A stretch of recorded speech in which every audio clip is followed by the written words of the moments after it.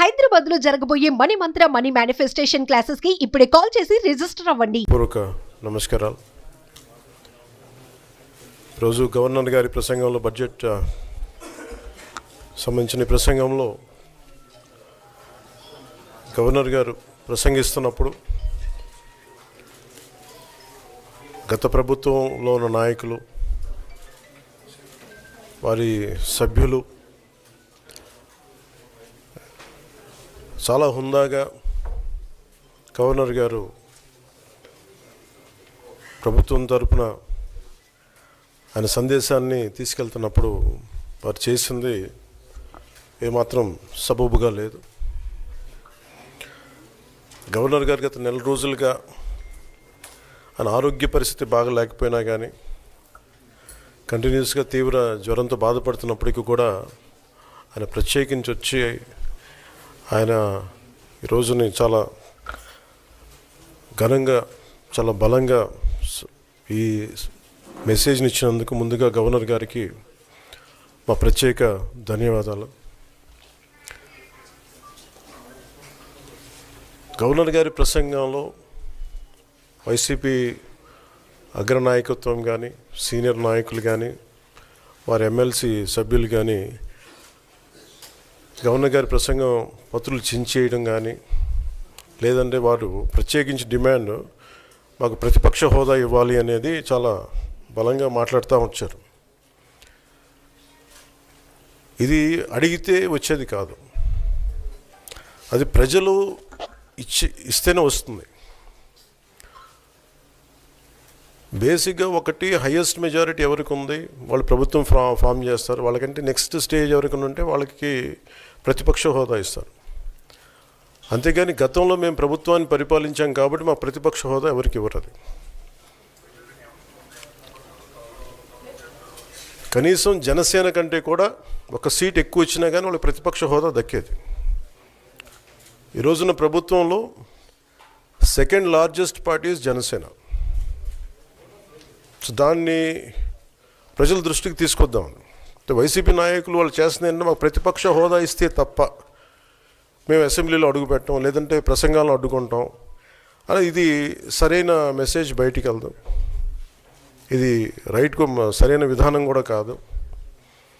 ఇది ప్రజలందరికీ తెలియజేయాలనుకున్నాం. ఇది ప్రతిపక్ష హోదా ఏ పరిస్థితిలో వస్తుందంటే మీకు రూలింగ్ పార్టీ కంటే కూడా అత్యధికంగా ఇంకొక సీట్లు వాళ్ళకంటే మీరు వస్తే, దాని తర్వాత స్థానం మీకు వస్తే ఖచ్చితంగా ప్రతిపక్ష హోదా వాళ్ళకే ఉంటుంది.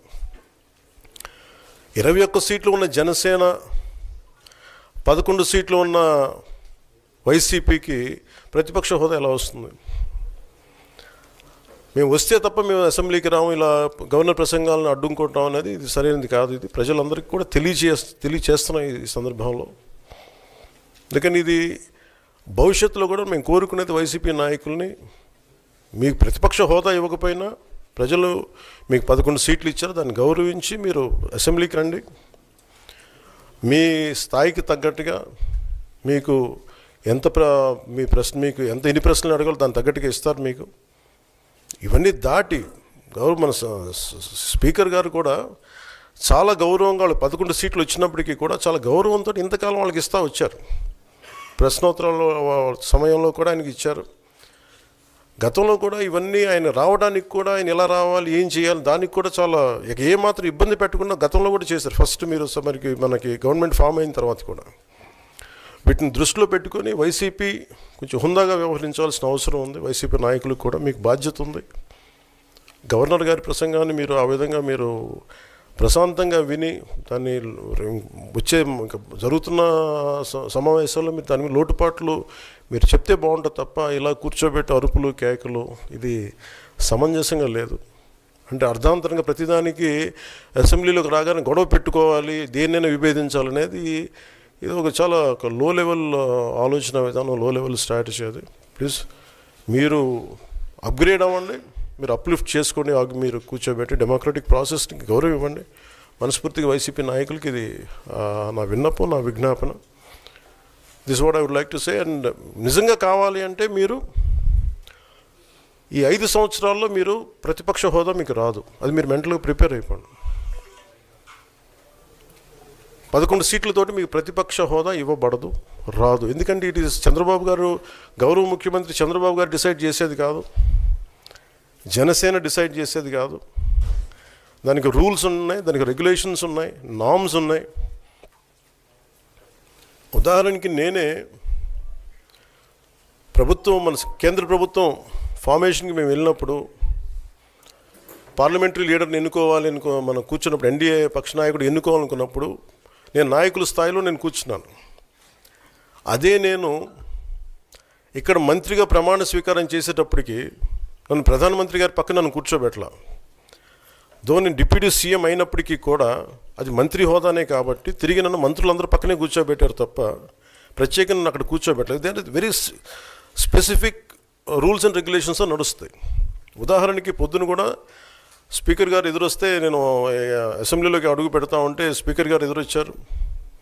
మనకి వచ్చి ఆయన కూడా ఆయనతో పాటు రండి అని వెళ్తుంటే ముందుకు తీసుకెళ్తుంటే నాకు అనిపించింది, సార్ ఇది డిప్యూటీ సీఎంకి ప్రోటోకాల్ ఉండదు, ఓన్లీ ముఖ్యమంత్రి గారు, స్పీకర్, మనకు కౌన్సిల్లో ఉండే చైర్మన్ ఆయనే మీరు చేయాల్సింది తప్ప ఇది మేము ఉండేది కాదని చెప్పి నేనే వెళ్ళిపోయాను. ఎందుకంటే మేమే ప్రోటోకాల్స్ బ్రేక్ ఎందుకు చేయమంటే మాకు లేని ప్రోటోకాల్ మేము అడగం.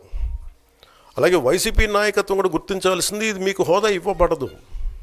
ఇది చంద్రబాబు గారు ఆప్ చేస్తేనే కాదు, ఇది ఎవరు ఆప్ చేసింది కాదు, మీకు ప్రజలు మీకు ఇవ్వలేదు. మీకు అది మీరు దృష్టిలో పెట్టుకొని మీరు ప్రవర్తించాల్సింది మనస్ఫూర్తిగా నేను వారిని కోరుకున్నాను. అంతేగాని వారిని ఎక్కడ అవమానం పరచాలని కానీ వారిని తగ్గించాలని కానీ లేదు.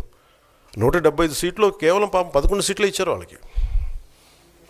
ఆ దృష్టిలో పెట్టుకొని ప్రవర్తించవలసిందిగా మనస్ఫూర్తిగా వారికి కోరుకుంటూ మీకు తెలియజేసుకున్నాం. Thank you.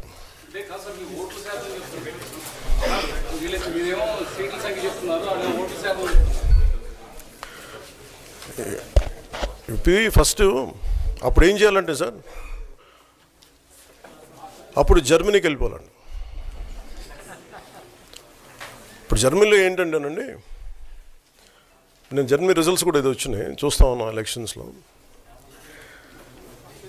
25% వచ్చిన హైయెస్ట్ పర్సంటేజ్ ఆఫ్ వచ్చిన ఓటుకి ఇన్ని ఎంపీస్, ఇంత అసెంబ్లీ స్థానాలు ఉంటాయి వాళ్ళకి. 5% మించి తక్కువ వస్తే 5% ఓట్లు మిగతా వాళ్ళు పంచుకుంటారు. మనకు అలాంటి బెనిఫిట్ మనకు లేదు కాబట్టి మన రాజ్యాంగంలో లేదు. వాళ్ళు మంకుపట్టు పడితే they are free to go to Germany. Thank you.